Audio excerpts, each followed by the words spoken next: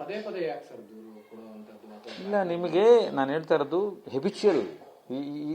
ಈ ಮನುಷ್ಯನ ಜೊತೆ ನೀವು ಅರ್ಧ ಗಂಟೆ ಮಾತಾಡಿ ದೀಪಕ್ ಜೊತೆ, ನಿಮಗೆ ಗೊತ್ತಾಗ್ಬಿಡುತ್ತೆ. ನಿಮಗೆ ಮತ್ತೆ 100 ಕಾಲ್ ಬರೋಕ್ಕೆ ಸ್ಟಾರ್ಟ್ ಆಗುತ್ತೆ. ನನಗೆ, ನಮ್ಮ ವಕೀಲರಿಗೆ, ನಮ್ಮ ಜಾಕ್ ಮಂಜು ಅವ್ರಿಗೆ, ದಾದನ್ ಸುತ್ತಮುತ್ತ ಇರೋರಿಗೆ, ಅಕ್ಕಪಕ್ಕ ಎಲ್ಲರಿಗೂ ಮೆಸೇಜ್ ಕಳಿಸ್ತಾರೆ. ದಿನಕ್ಕೆ ಒಂದು 300 ಮೆಸೇಜ್. ಇದು ಮೊದಲನೇ ಕಂಪ್ಲೇಂಟ್ ಅಲ್ಲ. ಈಗ ನಾವು ಸೀರಿಯಸ್ ಆಗಿದ್ದಕ್ಕೆ ಇದನ್ನು ಗಂಭೀರವಾಗಿ ತಗೊಳ್ಬೇಕು, ಇದಕ್ಕೊಂದು ಲಾಜಿಕಲ್ ಎಂಡ್ ಬರಬೇಕು ಅನ್ನೋದಕ್ಕೆ ಸೀರಿಯಸ್ ಆಗಿದೆ. ಇಲ್ಲ ಇದು ನೆಗ್ಲೆಕ್ಟ್ ಮಾಡಿ ಮುಂದಕ್ಕೆ ಹೋಗ್ಬೋದಾಗಿತ್ತು. ಇದೇ ಕೆಲಸ ಮಾಡ್ಕೊಂಡಿದ್ದಾರ ಅಂತ ಹೆಬಿಚುಯಲ್ ಅಂತ ಹೇಳಿದ್ನಲ್ಲ, ಇದೇ ಕೆಲಸ ಅವ್ರಿಗೇನಂದ್ರೆ ಇದು. ನಾನೇ ನೋಡಿ ಅಂತಸತ್ಯದಿಂದ ಹೇಳ್ತಾ ಇದ್ದೀನಿ. ನೀವು ಕೂತಿರೋ ಜಾಗದಲ್ಲೇ ಕೂರಿಸಿ ಸಮಾಧಾನವಾಗಿ ಕೇಳಿದ್ದೀನಿ. ದೀಪಕ್ ಕೊನೆಯದಾಗ ಕೇಳ್ತಾ ಇದ್ದೀನಿ, ನಿಮ್ಗೆ ಏನಾಗಬೇಕು ಅವರಿಂದ ಅಂತ ಕೊನೆ ಹೇಳಿ. ಕಾಫಿ ಕುಡೀರಿ, ಫಸ್ಟ್ ನಿಮ್ಮ ಮೊಬೈಲ್ಗಳನ್ನೆಲ್ಲ ಎತ್ತಿಟ್ಟು ಬನ್ನಿ. ಇದು ರೆಕಾರ್ಡ್ ಮಾಡೋದು ಇದೆಲ್ಲ ಬಿಟ್ಬಿಡಿ, ಕೆಟ್ಟ ಚಟ ಇದು. ಜೊತೆಲಿದ್ದವ್ರು ನಿಮ್ಮ ಸ್ನೇಹಿತರನ್ನೇ ರೆಕಾರ್ಡ್ ಮಾಡ್ತೀರಾ.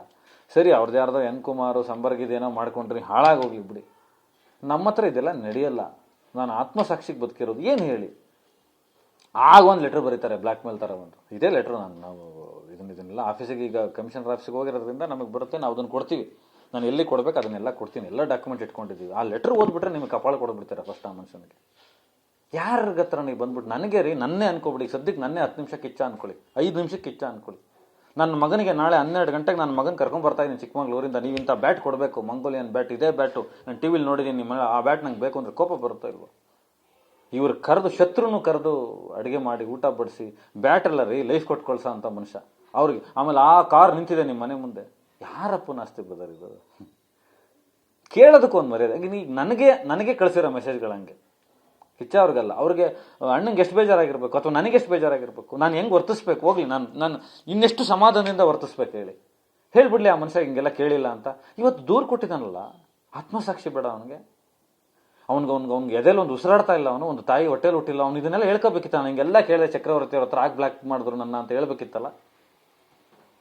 ಈಗ ಹೋದ ವಾರ 3 ಲಕ್ಷ ಕೇಳ್ತಾನೆ ಕೋರ್ಟ್ ಫೀಸು. ನಾನು ಹೇಳ್ತೀನಿ, ಲಾಯರ್ ಹತ್ರ ಮಾತಾಡ್ಕೊಳ್ರಿ, ವಕೀಲರಿಲ್ವೇನ್ರಿ ನಮ್ದು? ನಿಮ್ಮ ವಕೀಲರಿಲ್ವ? ನೀವ್ಯಾಕ್ರಿ ಮಾತಾಡ್ತೀರಿ? ಅದನ್ನ ಅಲ್ಲಿ ಸಾಲ್ವ್ ಮಾಡ್ಕೊಳ್ರಿ. ಅಲ್ಲಿಂದ ಬಂದ್ರೆ ಅದು ಪೇ ಆಗುತ್ತೆ, ಹೋಗ್ರಿ. ಫಸ್ಟ್ ಆಫ್ ಆಲ್ ಪದೇ ಪದೇ ಹೇಳ್ತಾ ಇದ್ದೀನಿ, ಇದು ಅಂತಸತ್ವದ ಕಾರಣಕ್ಕೆ, ಮಾನವೀಯತೆ ಕಾರಣಕ್ಕೆ ನನ್ನ ಕಣ್ಣೆದುರುಗಡೆ ನಾನೇ ಕಣ್ಣು ಸಾಕ್ಷಿದ್ದೀನಿ. ಕಿಚ್ಚ ಅವರು ಒಪ್ಕೊಂಡಿದ್ದು, ಅವರೇ ಒಪ್ಕೊಂಡಿದ್ದು. ಆತ ಸಹಾಯ ಬೇಕು ಅಂತ ಕೇಳಿದ ತಕ್ಷಣ 8ನೇ ನಿಮಿಷಕ್ಕೆ ಇಷ್ಟು ಲಕ್ಷ ಕೇಳ್ತಾರೆ, ಸರಿ ಅಂದ್ಬಿಟ್ರು ಅವ್ರಂಗೆ. ಅಂದ ತಕ್ಷಣ ಯಾವುದೇ ಕಂಪ್ಲೇಂಟ್ ವಾಪಸ್ ತಗೋಬೇಕು ಅನ್ನೋದಾಗ್ಲಿ, ಮತ್ತೊಂದು ಹೆದರಿಕೆಗಾಗಲಿ ಮಾಡಿದ್ದಲ್ಲ. ಇದು ನಮ್ಗಂತ ಅವಶ್ಯಕತೆ ಇಲ್ಲ, ನಮ್ಗೆ ಗೊತ್ತು ಕೇಸ್ ನಡೆಸೋದು ಹೆಂಗೆ ಅಂತ. ಇದರಲ್ಲಿ ನಮ್ಮ ಪಾತ್ರವೇ ಇಲ್ಲ. ಅದರಲ್ಲಿ ನಾನು 2023ರ ಪ್ರವೇಶ. ಇದು ನನಗೆ ಇಷ್ಟು ಇರಿಟೇಷನ್ ಆಗ್ತಾ ಇದೆ, ನನಗೆ ಇಷ್ಟು ತೊಂದರೆ ಆಗ್ತಾ ಇದೆ ಅಂದರೆ ಈ ಮನುಷ್ಯನಿಂದ ಇನ್ನು ಲೆಕ್ಕಾಕಿ ಇನ್ನು ಅವ್ರಗಳಿಗೆಲ್ಲ ಇನ್ನು ಏನೇನಾಗಿರುತ್ತೆ. ಅದು ಕಿಚ್ಚ ಅಂತವ್ರನ್ನ ಒಂದು ಅವ್ರ ಜೊತೆ ವರ್ತಿಸೋ ರೀತಿಗಳ ಇದು. ಮನೆಗೆ ಊಟಕ್ಕೆ ಕರೆದವ್ರ ಜೊತೆ ವರ್ತಿಸೋ ರೀತಿನ ಕೇಳಿ ಆ ಮನುಷ್ಯನ. ನೀವು ಊಟಕ್ಕೆ ಕರೆದಿರ್ಲಿಲ್ವೇನೆಯ? ಅದನ್ನ ಯಾಕೆ ಆಡಿಯೋ ಬಿಟ್ಟೆ ಅಂತ ಕೇಳಿ. ಯಾರು ಊಟಕ್ಕೆ ಕರೆದಿದ್ದು ಆಡಿಯೋ ಬಿಟ್ಕೊಂಡು ಕೂತ್ಕೋತಾರೇನ್ರಿ ಎಲ್ಲ ಕಡೆ? ಆಮೇಲೆ ಕಡ್ಡಾಯ ಮಾಡೋಕ್ಕಾಗುತ್ತೇನ್ರಿ ನೀವು ಒಬ್ಬ ಸೂಪರ್ ಸ್ಟಾರ್ನ? ಇಲ್ಲ, ನೀನು ಇಂಥ ದಿನ ನಮ್ಮ ಮನೆಗೆ ಬಂದು ಹೋಗ್ಬೇಕು ಅಂದ್ರೆ ಏನು ಹೆದರಿಸ್ತಾರ? ಆಹ್ವಾನಕ್ಕೂ ಇದಕ್ಕೂ ನಮಗೆ ವ್ಯತ್ಯಾಸ ಗೊತ್ತಿಲ್ವಾ? ಭಾಷೆ ಗೊತ್ತಿಲ್ವಾ ನಮಗೆ? ನಾನು ಅದೇ ಜಿಲ್ಲೆಯವನು. ಇಷ್ಟೆಲ್ಲ ರೇಜಿಗೆ ಆಗಿ, ಹಿಂಸೆ ಆಗಿ, ಒಂಥರ ಕೆಲವ್ರ ಜೊತೆ ಮಾತೇ ಆಡಬಾರ್ದು, ಇವರು ವ್ಯವಹಾರಕ್ಕಲ್ಲ ಸಂವಾದಕ್ಕೂ ಅರ್ಹರಲ್ಲ ಅನ್ಸುತ್ತೆ ಗೊತ್ತಾ? ಆಗ ಈತನ ಜೊತೆ ಮಾತಾಡೋದು ನಿಲ್ಲಿಸಿದ್ದು. ಯಾಕಂದ್ರೆ ಇದಕ್ಕೆ ನಾನೇ ಕಣ್ಸಾಕ್ಷಿ, ಬೇರೆಯವರಲ್ಲ, ನಾನೇ ಜೀವಂತ ಸಾಕ್ಷಿ. ಸೊ ಹಾಗಾಗಿ ವಿಲ್ ಟೇಕ್ ಇಟ್ ಸೀರಿಯಸ್ಲಿ. ಇದನ್ನ ಸದ್ಯಕ್ಕೆ ಕಮಿಷನರ್ ಆಫೀಸರ್ ದೂರು ಕೊಟ್ಟಿದ್ದಾರೆ.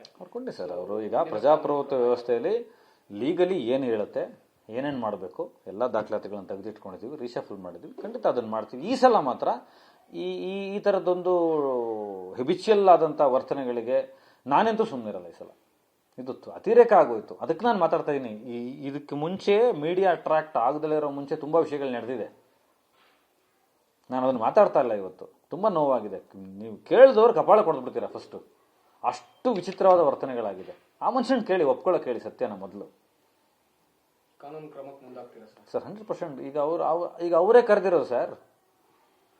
ಈಗ ಅಣ್ಣನೇ ಹೇಳ್ತಿರ್ತಾರೆ ಯಾವಾಗಲೂ, ಕಿಚ್ಚ ಅವರೇ ಸಾರೇ ಹೇಳ್ತಿರ್ತಾರೆ, ದಾದಾನೇ ಹೇಳ್ತಿರ್ತಾರೆ, ನಾನು ಶುರು ಮಾಡ್ದಿಲ್ಲ ಯುದ್ಧ ನಾನು ಹೆಂಗೆ ಅಂತ್ಯ ಮಾಡ್ತೀನಿ ಅಂತ ನೋಡ್ಬೇಡ ಅಂತ. ಈಗ ಆ ಮಾತು ನಾನು ಹೇಳ್ತಾ ಇದ್ದೀನಿ ಅಷ್ಟೇ. ಡೆಫಿನೆಟ್ಲಿ ನಾನು ಗಂಭೀರವಾಗಿ ತಗೋತೀನಿ ವಿಚಾರನ.